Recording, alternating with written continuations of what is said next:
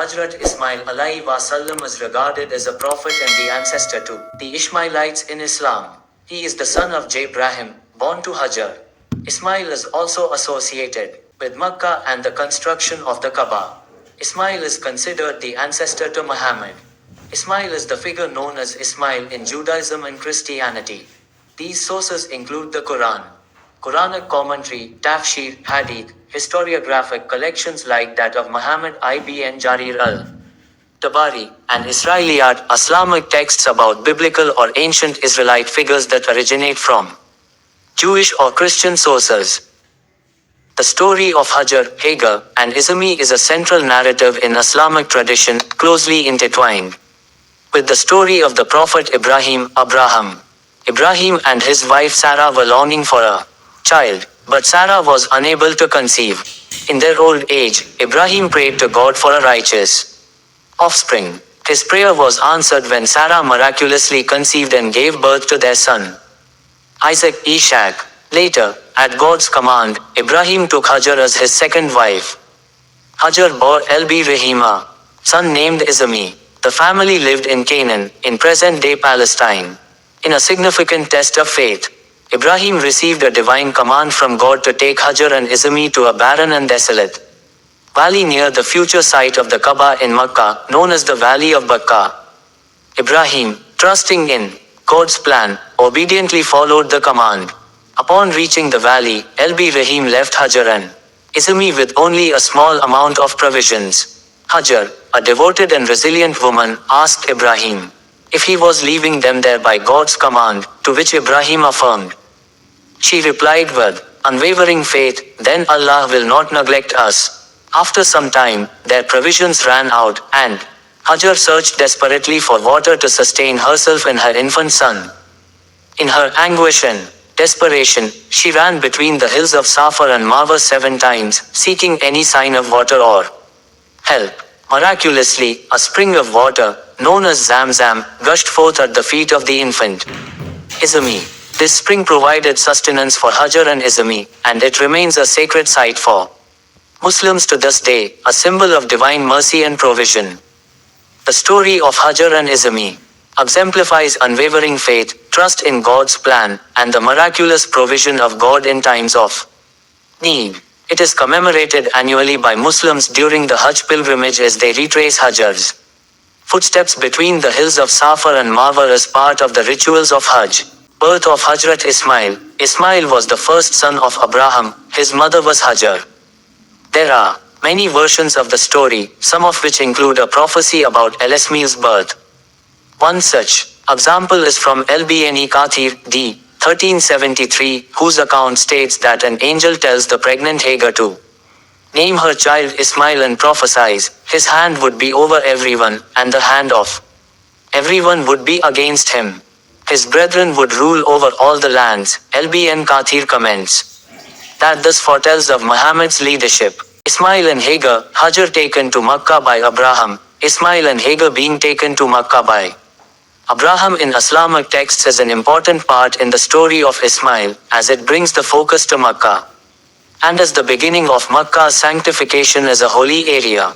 Islamic tradition says Abraham was ordered by Allah to take Hagar and Ismail to Makkah, and later Abraham returned to Makkah to build the Kaaba. In many of these accounts, the Sakina, something like a wind or spirit sent by Allah, or the angel Jibril, guides them to the location of the Kaaba, at which point Abraham builds it, and afterwards, leaves the other two there. Other versions discussed below say the construction of the Kaaba occurred later and that Ismail took part in it.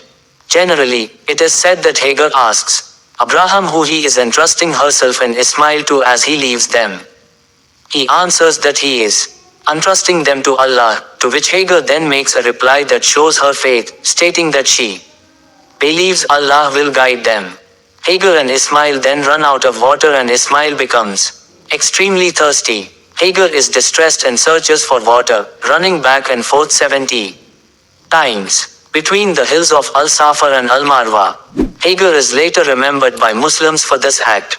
During the Hajj, or pilgrimage, in which Muslims run between these same hills as part of the Soi, When she returns to Ismail, she finds either him or an angel scratching the ground with their heel or finger, whereupon water begins flowing and Hagar collects some or dams it up. This spring or well is known as Zamzam. At some point, a passing tribe known as the Jaram sees birds, a bear which she circling the water and investigates. They ask Hagar if they can settle there.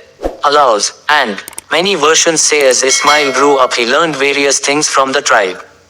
There are numerous versions of the story, each differing in various ways. The versions used in this summary, as well as others, can be found in Al-Tabari's history and are recounted in Reuven Firestone's Journeys in Holy Lands. The sacrifice, Abraham sacrificing his son, Ismail, and Abraham cast into fire by Nimrod. A miniature in the 16th century Ottoman Turkish manuscript Zubdat al-Tawarik.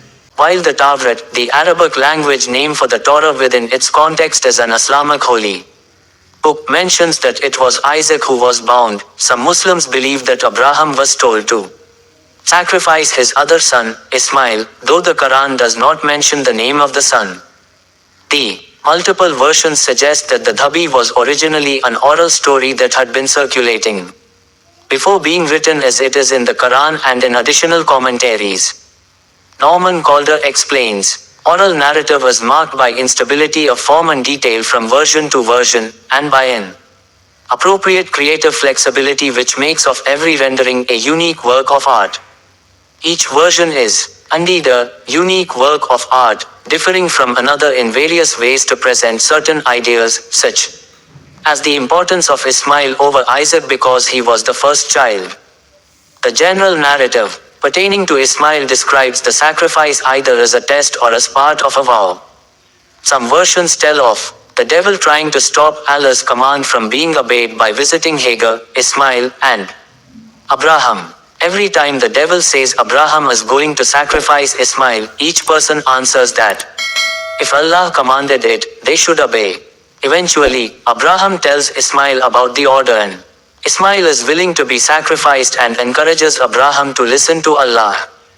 Often, Ismail is portrayed as telling Abraham some combination of instructions to bring his shirt back to Hagar, bind him tightly, sharpen the knife, and place him face down, also that there will be no wavering in the resolve to obey Allah. As Abraham attempts to slay Ismail, either the knife is turned over in his hand or copper appears on Ismail to prevent the death, and Allah tells Abraham that he has fulfilled the command. Unlike in the Bible, there is no mention in the Quran of an animal, ram, replacing the boy, rather he is replaced with a great sacrifice, Dibin Azim. Since the sacrifice of a ram cannot be greater than that of Abraham's son, and a prophet in Islam at that, this replacement seems to point to either the religious institutionalization of sacrifice itself, or to the future self-sacrifices of the Islamic prophet.